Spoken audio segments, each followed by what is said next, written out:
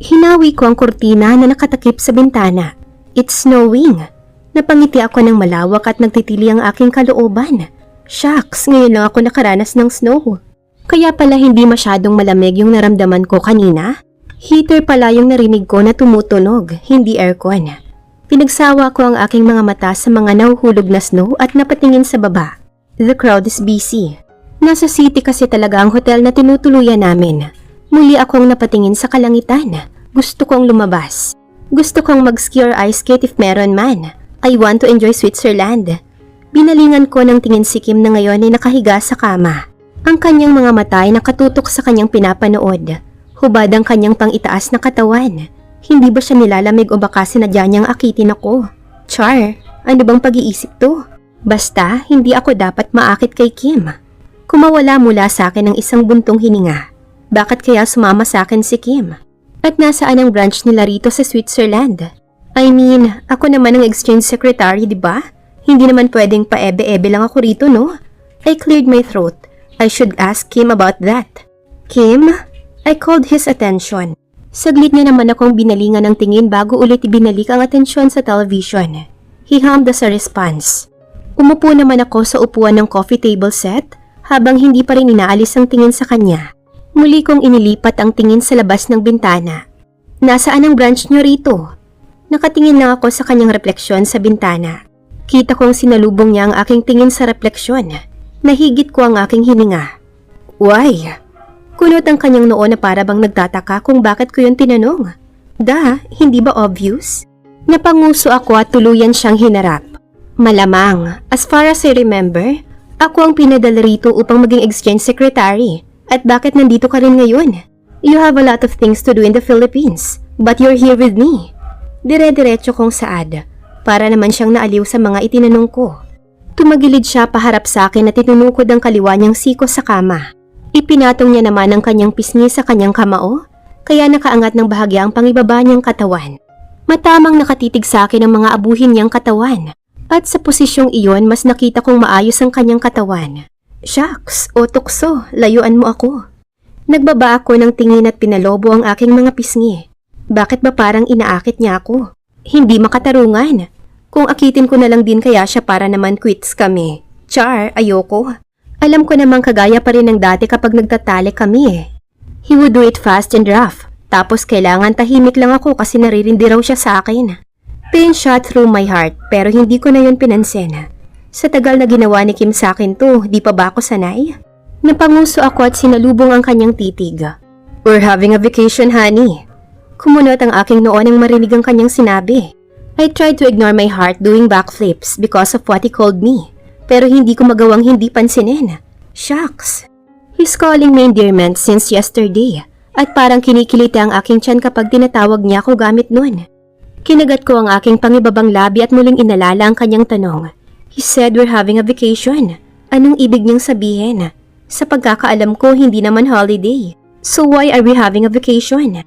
I made no attempt to hide my confusion. Muli siyang nagsalita. We sent someone to be an exchange secretary. Si Jessie ang nag-aasikaso sa kumpanya ngayon pati na rin si RJ. Jason is still in Harvard. Paliwanag niya pero kulang pa rin sa akin yun. Kung gano'n naman pala, ba't nandito kami sa Switzerland at nagbabakasyon? Where in fact, we're supposed to be working. I licked my lower lip. Kim, bakit tayo nagbabakasyon ngayon? Di ba dapat nasa kumpanya tayo? Kasi may pinadala naman pala kayong ibang exchange secretary eh. And why are you here with me? Pinag-cross ko ang aking mga braso sa ibaba ng aking dibdib. I still don't get it. I'm confused as fuck. Mataman lang akong tiningnan ni Kim but his eyes glistened with an emotion I couldn't name. Bigla akong nailang. He has been giving me that kind of stare since yesterday. And it feels strange. Hindi kasi ako sanay na makitaan ng gano'n ng kanyang mga mata eh. Minsan nakikita ko na lang siya na nakatitig sa akin. Pero hindi naman siya nagsasalita. Parang loka lang. Ayokong mag-assume ng kung ano-ano dahil baka ako lang ang mapahiya. Nang hindi ko na makayanan ng kanyang titig at pananahimik, nagpa siya akong magsalita. Bakit ba ganyan ka makatitig sa akin? Hindi ka naman ganyan noon ah. I used to you being cold and treating me like a low girl. So why are you being like this, Kim? I frustratedly asked. Talagang hindi ko na kasi siya maintindihan. He's giving me a mixed signals and it's a huge red flag. You're making me confused. Please enlighten me. Don't leave me in the dark. Dagdag ko pa. Napakurap naman si Kim nang marinig ang aking sinabi at lumamlam ang kanyang mga mata. Yan na naman ang kanyang mga mata. Talagang hindi ako sanay. I told you, Sophie, things are changing. And I love these changes. Nahigit ko ang aking hininga nung tumayo ito at dahan-dahang naglakad papalapit sa akin nang hindi pa rin binabawi ang tingin. Tumahip ang aking puso at nagwala ang mga paru-paro sa aking tiyan. I gulped when he stopped in front of me. Lumuhod siya at pumantay sa mukha ko. He cupped my cheeks and caressed them using his thumb. May kung anong init ang lumukob sa aking puso at sari-saring emosyon ang sumabog. Hindi ko na alam ang nararamdaman ko. Gusto kong mapapikit. His thumb caressing my cheeks feels so comforting. Sinalubong ko ang kanyang mga abuhing mata at kita kong bumaba ang kanyang tingin sa aking mga labi. You make me want to be a better man, honey. He said in a low voice before kissing me fully on the lips. Napapikit ako sa kanyang ginawa at muntik na akong mapaiyak nang maramdaman ang pag-iingat sa kanyang mga halik. Na para bang ayaw niyang saktan ulit ako. Na para bang nangangako siyang iingatan ako. Na para bang mahal niya ako. Itinaas ko ang aking mga braso. I wrapped my arms around his neck and deepened the kiss. Kim is making me so crazy. I want you more. He whispered in my left ear. Bigla akong nakaramdam ng pagkapahiya nang mas lalong tumiim ang kanyang titig. Nakakailang. No, honey. You're beautiful. Naramdaman ko naman ang kanyang pangiti. Napatingin ako sa kanya and he's looking straight at me. I matched his gaze. Umawang ang aking mga labi. Bakit ba ang galing ni Kim? Ang galing niya. Please, Kim. I begged at hindi ko alam kung para saan ang pagmamakaawa na yun. Wala na ako sa tamang wisyo dahil sa mga pinagagagawa ni Kim sa akin. Mahigpit akong napakapit doon at marahang sinabunutan ng sarili. Shucks! Para na akong mababaliw dito. Hindi ko na mapigilan na hindi mapaiyak. Kim did it splendidly at sinisigurado talaga nito na magugustuhan ko. Pakiramdam ko'y malalagutan na ako ng hininga. Stop, Kim. I'm so sensitive. I breathlessly said. Hindi ko na mapigilang hindi umiyak. Goodness, these feelings are too new to me. Hindi ko inaasahan ang init na bumalot sa aking puso. Shh! Stop crying, Han. We're going to make love. Anito habang hinahalik-halikan ng aking pisngi. Napalunok ako at tiningnan siya. He took me gently this time. This time, we're making love. We're making love. Kim! Hinampas ko siya ng malakas sa braso nang sumabog siya sa aking loob. Nanlaki ang aking mga mata sa kanyang ginawa. At doon ko lang napansin na wala kaming protection. What? Ano sa tingin niya ang ginagawa niya? Sinubsob niya lang ang kanyang mukha sa aking leeg. Kim! What did you do? Muli kong hinampas ang kanyang braso. Hinalik-halikan niya ang aking leeg bago gumulong sa aking tabi. He put his arm under my head and made me lay on his arm. Hindi ako makagalaw at hinayaan lang siya. Hindi pa rin ako makapaniwala. Kim, hindi ka nag-ingat. I informed him. Baka sakaling ma-realize niya. I expected him to be surprised, to panic, to be shocked. Pero lahat ng yon ay hindi dumating.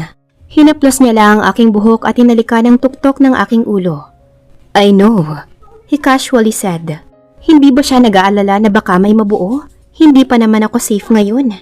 Kim, baka kung anong mangyari. Wika ko pa but he just hummed as a response. Hindi sinadyang mapahawak ako sa kanyang dibdib. At ganoon na lang ang panlalaki ng aking mga mata nang maramdaman kung gaano kabilis ang tibok ng kanyang puso. Para itong sumasali sa karera at parang gusto nitong sumabog.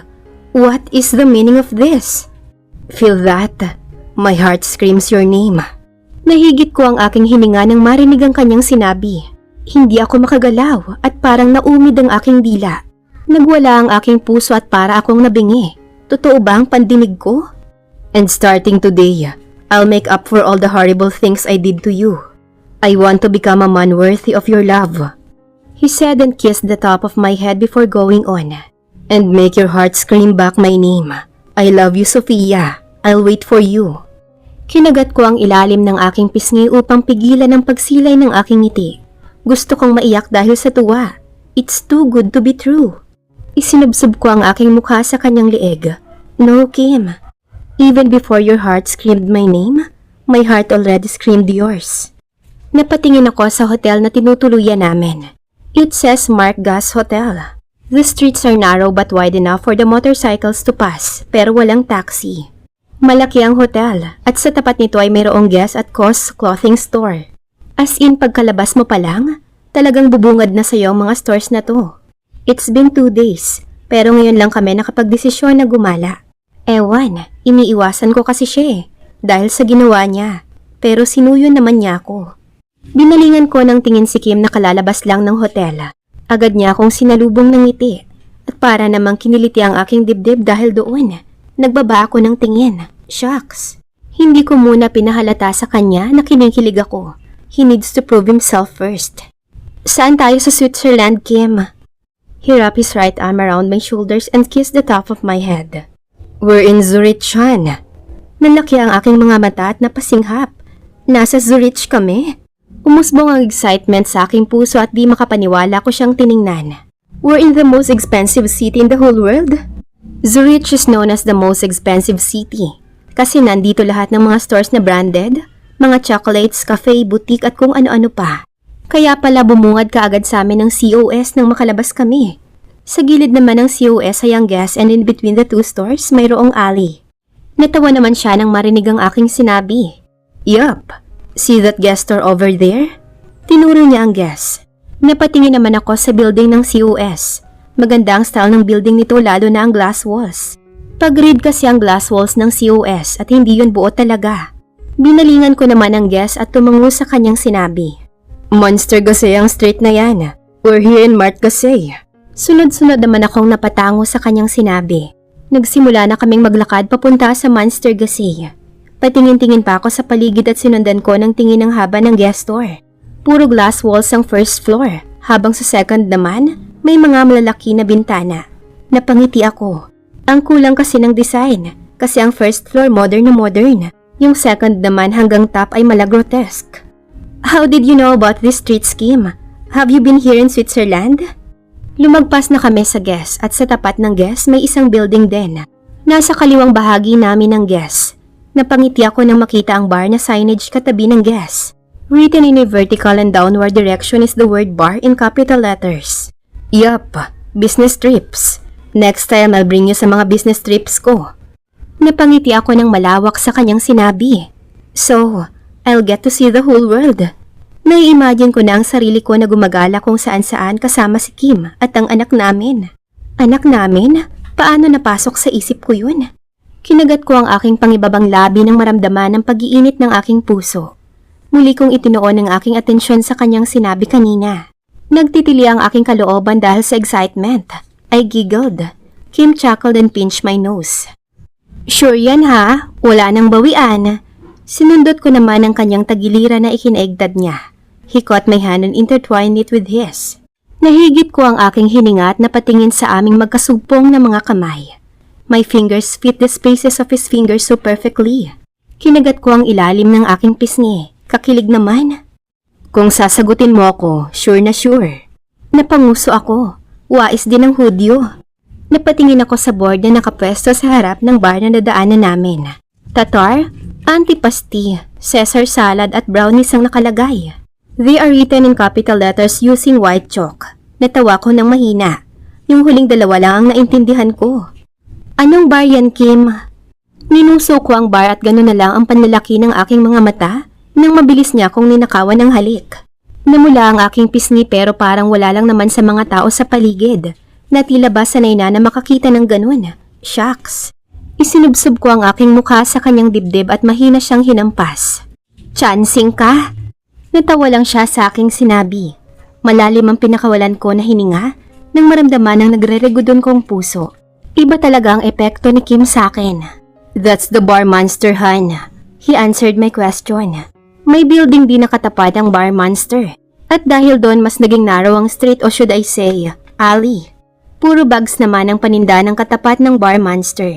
Nang madaanan namin ng bar monster, may alley na naman sa gilid nito at napapagitnaan ito ng bar monster at isang cafe.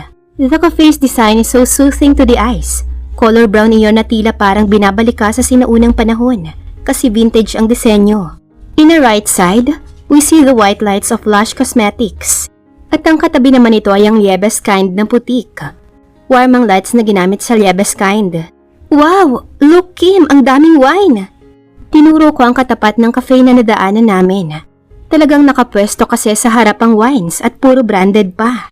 Hindi ako pamilyar sa karamihan sa mga wines na nakadisplay. Ang ganda rito. Nang makalagpas na kami ron, unti-unting lumaki ang alley. Umawang ang aking mga labi nang sumalubong sa akin ang mga buildings na puti ang kulay. What? Tiningnan ko ang pinanggalingan namin. Natawa naman si Kim nang makita ang aking reaksyon at parang parehas kami ng iniisip.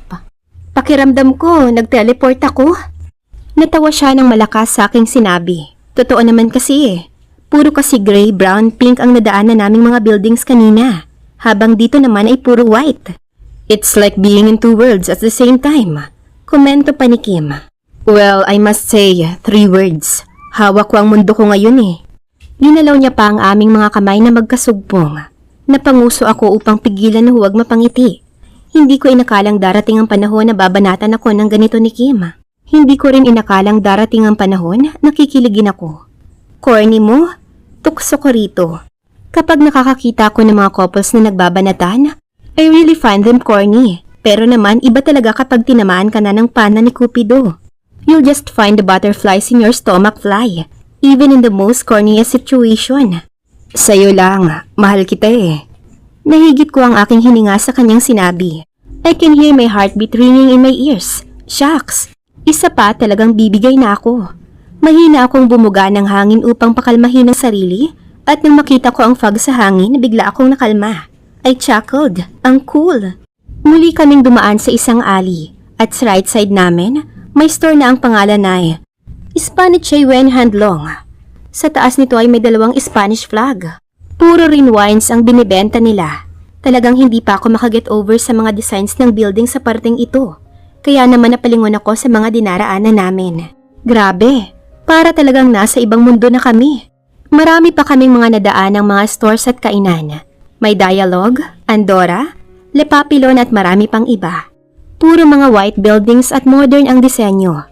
Nang makalabas na kami sa alley, malawak na space ang sumalubong sa amin at may mga taxi cabs na dumaraan.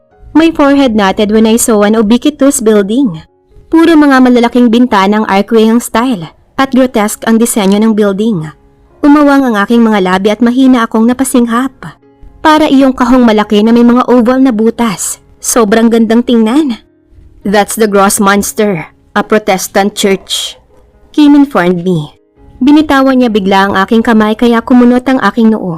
Magsasalita na sana ako nang hinawakan niya ako sa magkabilang balikat. He made me face me. I gulped when I saw him staring intently at me. Sinalubong ko ang kanyang titig at parang gustong kumawala ang aking puso dahil sa mga emosyon na ipinadama sa akin ni Kim. Kim tucked some loose strands behind my ears and cupped my cheek. Parang gusto kong masuka sa tindi ng emosyon na nararamdaman ko at wala akong ibang naririnig kundi ang malakas na kabog ng aking dibdib. Speaking of church, he caressed my cheek using his thumb. Makes me want to marry you for the second time around.